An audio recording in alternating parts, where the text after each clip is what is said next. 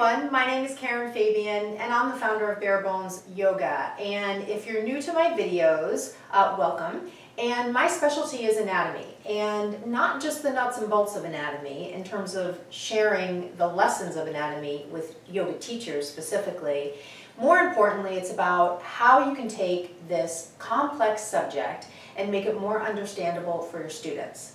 Now, one thing that I always like to point out to teachers is that the way that we share the anatomy we know is through really two things. Through the cues that we share and through the sequencing that we provide.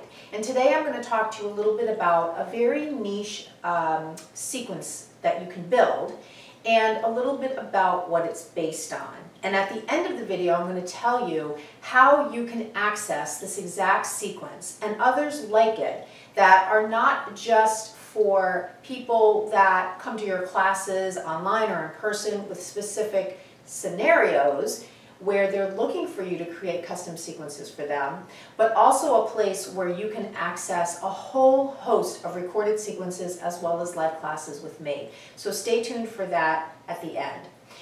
Today, what I want to do is I want to talk about people who can't weight bear on their arms. Now again, like I said, this is kind of a very niche sequence. However, you'd be surprised once you start teaching how many times people come to you and they sometimes complain of carpal tunnel syndrome, so it's hard for them to hold poses like down dog, or maybe they have a rotator cuff tear or injury in their shoulder. So again, poses where their palms are down, where they're facing the ground can be really problematic.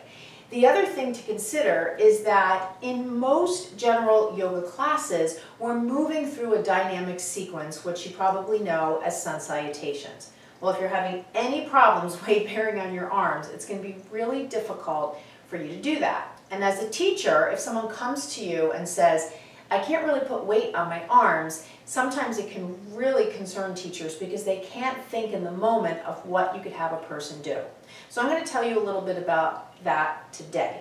So the obvious thing is don't do anything on the hands. However, the issue is how do you create a sequence around that without having it just be that you're giving the student pose after pose after pose. Now, I'll also preface this by saying this kind of custom sequencing really works best when you're working privately with someone, either online or in person.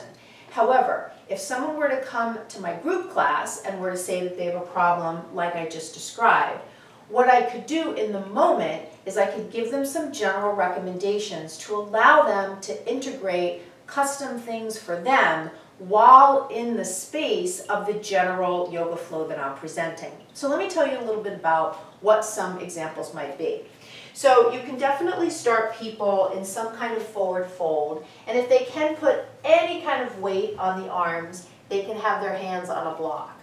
And then from there, as you take them up to the sky and bring them to a starting position for a couple of deep breaths just to kind of ground them, you can take them through a sun salutation without ever having them put their hands down. So no plank, no low plank, no up dog. You would simply be taking them through Warrior One without the vinyasa part, and then you would take them into Warrior Two without taking them through high to low push-up.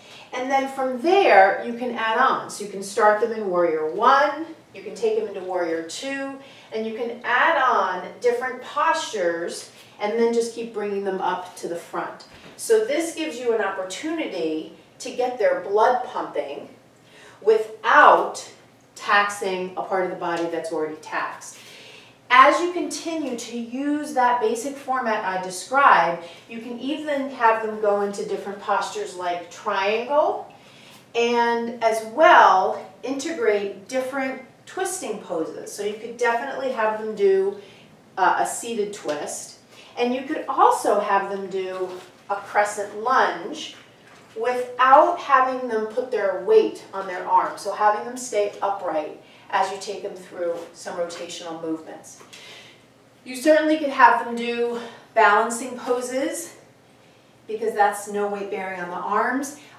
Things like utita, things like tree pose. If they can tolerate dancers, there's a little bit of pressure there on the muscles of the forearm.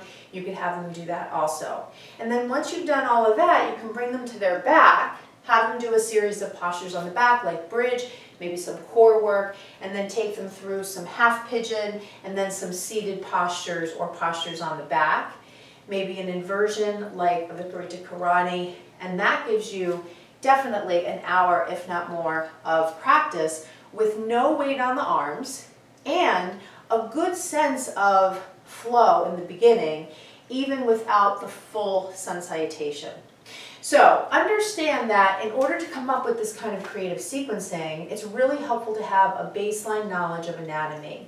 Now, in my signature program, the Blueprint Learning Program, I walk you through a very systematic way of breaking down anatomy into understandable chunks. I do that via my online course, and then I help you translate that information you're learning into cues and sequencing by working with you one-on-one or in groups in my online coaching calls that I host with teachers who are enrolled in the program. So this program is very different from most online programs you'll buy because those just are courses with quizzes to see if you're retaining the information. They typically don't provide any kind of dynamic live coaching, and that's what makes my program different. I know that teachers need and want connection with the teacher who wrote the course, connection to help interpret the information. They want an opportunity to ask questions, and I want to make sure that their investment was sound, and the best way for me to do that is to meet them on Zoom and to go through some exercises where they have an opportunity to not only ask questions, but I have an opportunity to give them lots of live interactive sequences and exercises where they'll have a chance to apply what they've learned to sequencing and cues. And so it's a really solid investment that when teachers complete it, not only do they have the information, but they start to feel a shift in their way of being, from a lack of confidence to a high degree of confidence, because they know they're sharing cues from what they know versus what they were just told to say when they were in their initial training.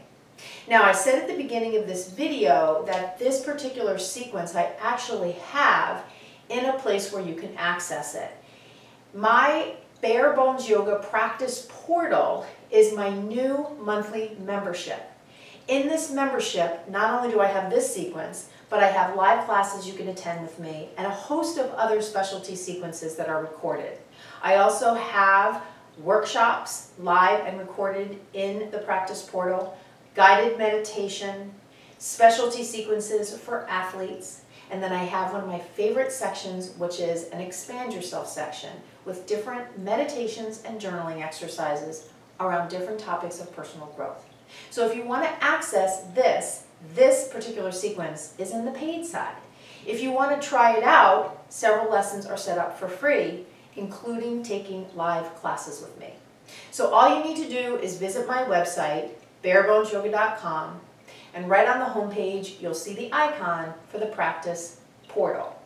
Click the link, and from there you can pick free preview or you can subscribe. The subscription fee is very low, $10.99 a month. And I'll give you one other sneak peek before we close. When you invest in my Blueprint Learning Program to learn anatomy and how to share it in cues and sequencing, you get a free membership to the Practice Portal. Basically, those two programs are linked. So I hope you found this helpful. If you have any questions, just email me, Karen@barebonesyoga.com. Namaste.